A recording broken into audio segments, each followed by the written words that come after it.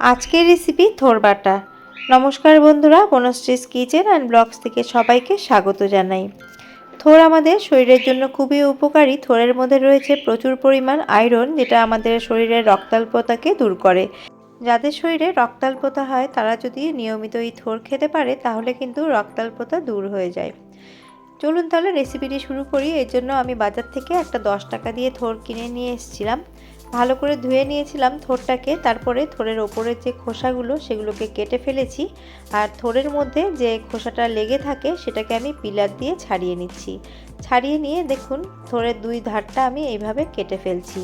কেটে থোরটাকে আমি কি করে কাটবো সেটাই তোমাদের সাথে শেয়ার করব। অনেকেই জানো কিভাবে থোর কাটতে হয়, আর যারা নতুন রাঁধুনি আশা করি তাদের জন্য এই ভিডিওটা খুবই উপকারে লাগবে। আর থোরের মধ্যে রয়েছে সুতোর মতো অংশ। দেখো আমি একটু করে থোর কেটে নিয়ে সুতোর মতো অংশটাকে আঙ্গুলের মধ্যে এইভাবে পেঁচিয়ে নিচ্ছি। এইভাবে আমি থোরটাকে কেটে নেব। কেটে আমি জলের মধ্যে দিয়ে দিচ্ছি, তাহলে থোরটা আর কালো হবে না। দেখো আঙ্গুলের মধ্যে সুতোর মতো অংশগুলো যে লেগেছিল সেগুলোকে আমি ফেলে দিলাম। তারপরে সমস্ত থোরটাকে আমি একইভাবে কেটে নিচ্ছি। সবটা থোর রিং রিং করে কেটে আমি জলের মধ্যে ডুবিয়ে রেখেছিলাম। এবার এই থোরগুলোকে আরও 1 থেকে 2 বার জল দিয়ে ভালো করে ধুয়ে নেব। 2 বার জল বদল করে থোরগুলোকে ধুয়ে নিয়েছি। এখন থোরগুলোকে সেদ্ধ করব, তার জন্য গ্যাসের মধ্যে একটা পাত্র বসিয়ে পরিমাণ মতো জল দিয়ে দিয়েছি। আর দেখো জলটা কিন্তু ফুটতে শুরু করেছে। এবার থোরগুলো আমি এর মধ্যে দিয়ে দেব।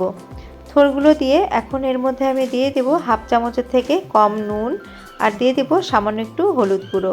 বন্ধুরা, হলুদ গুঁড়ো দিলে থোরের কালারটা ঠিক থাকবে, থোরটা একদমই কালো হয়ে যাবে না। গ্যাসের ফ্লেমটাকে আমি হাই করে দিয়েছি। হাই করে দিয়ে 2 থেকে 3 মিনিট মতো এটাকে আমি ফুটতে দেব।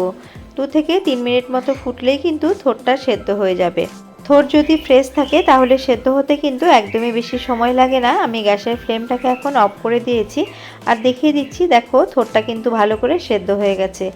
এবার থোরটাকে একটা স্ট্রেনারের মধ্যে রেখে জল ঝরিয়ে নেব। তারপরে থোরটাকে ঠান্ডা হওয়ার জন্য অপেক্ষা করব। ফিরে এলাম 10 মিনিট পর। এখন থোর ভালো করে ঠান্ডা হয়ে গেছে। আমি একটা মিক্সার গ্রাইন্ডারে জার নিয়ে থোরটাকে এর মধ্যে দিয়ে দিলাম। দিয়ে এটাকে মিহি করে আমি পেস্ট করে নেব। থোরটা পেস্ট করে রেখে দিয়েছি। আমি একটা মশলা তৈরি করছি, তার জন্য আমি নিয়ে নিয়েছি শিলবাটা।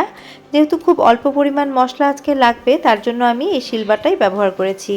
এখানে হাফ চা চামচ নিয়ে নিয়েছি কালো সর্ষে, হাফ চা চামচ হলুদ সর্ষে, আর নিয়ে নিলাম 2টো কাঁচা লঙ্কা। ঝালের পরিমাণ তোমরা তোমাদের টেস্ট অনুযায়ী বাড়িয়ে কমিয়ে দেবে। আর যেহেতু সর্ষে বাটছি তার জন্য সামান্য একটু নুন দিয়ে বাটলে সর্ষে কিন্তু একদমই তেতো হবে না। তার জন্য নুন দিয়ে সর্ষেটাকে ভালো করে আমি বেটে নিচ্ছি। বেটে ফিরে আসছি। মশলা করার জন্য আমি শিলপাটা ব্যবহার করেছি, তোমরা চাইলে মিক্সার গ্রাইন্ডারেও করে নিতে পারো।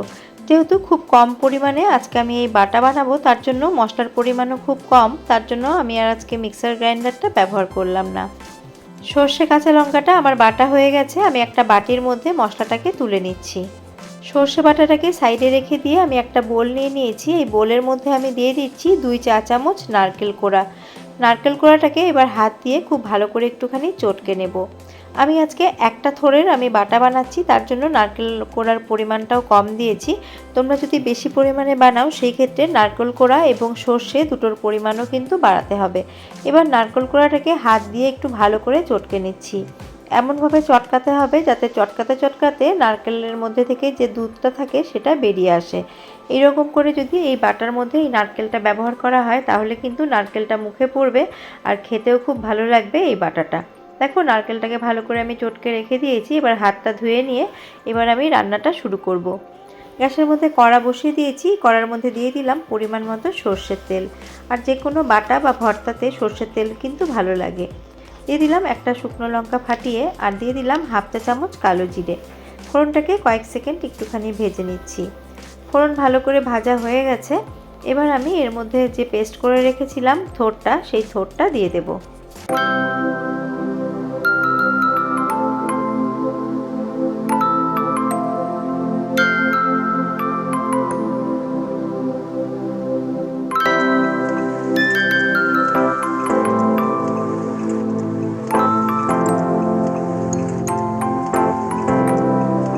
থোর বাটা ফোড়নের সাথে ভালো করে মিশিয়ে নিয়ে এর মধ্যে পরিমাণ মতো হলুদ গুঁড়ো দিয়ে দিলাম।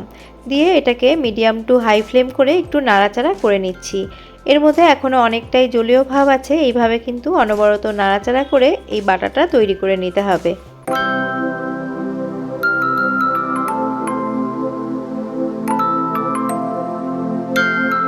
মিডিয়াম ফ্লেমে থোরটাকে 3 থেকে 4 মিনিট মতো নাড়াচাড়া করে নিয়েছি।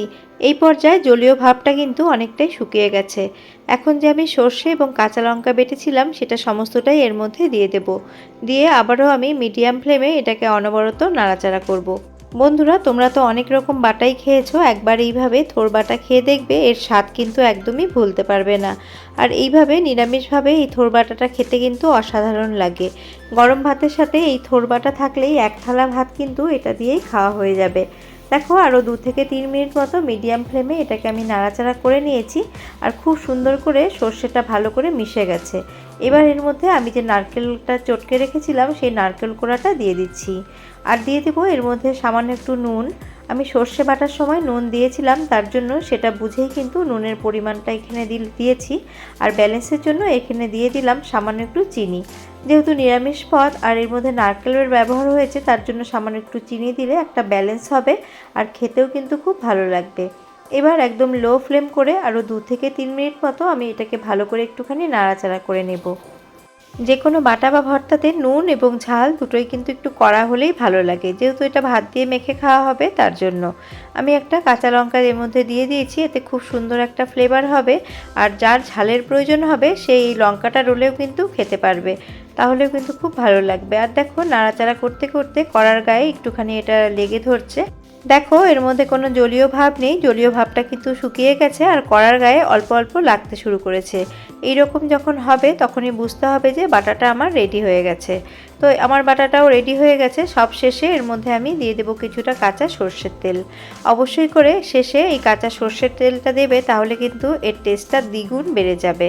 দিয়ে আবারও সমস্তটা ভালো করে একটুখানি মিশিয়ে নিচ্ছি। মিশিয়ে নিয়ে আমি তোমাদের সার্ভ করে দেখাচ্ছি।